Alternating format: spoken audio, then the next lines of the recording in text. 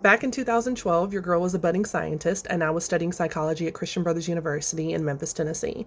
I was specifically interested in neuropsychology and neuroscience, so I went to the University of Memphis for my practicum, and I worked in a neuroscience lab studying autism. Specifically, we were looking at the association between Purkinje cell development disruption and motor skills, because if you didn't know, about 80% of autistic individuals have some sort of motor skill development issue, whether fine motor skill, gross motor skill, or both, okay?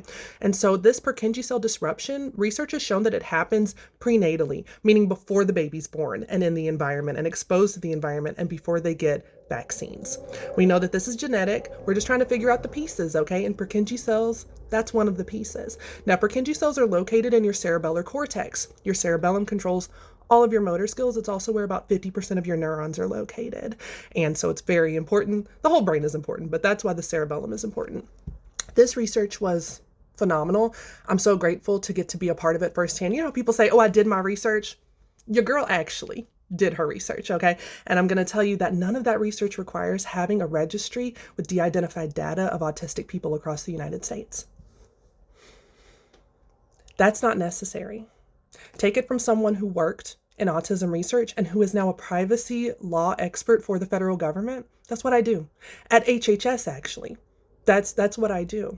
And I'm going to tell you that there is no need to have the de-identified data of autistic individuals in any kind of database at HHS.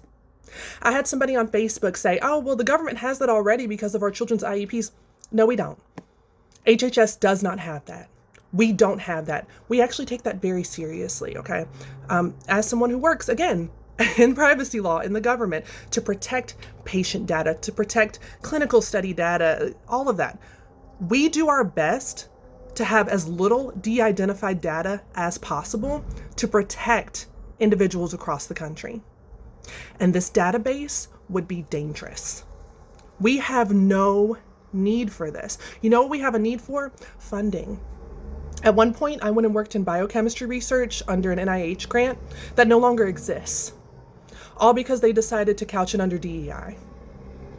That's what we need. We need this administration to stop gutting the funding for the research that is already occurring and stop targeting experts who are already doing this work, okay?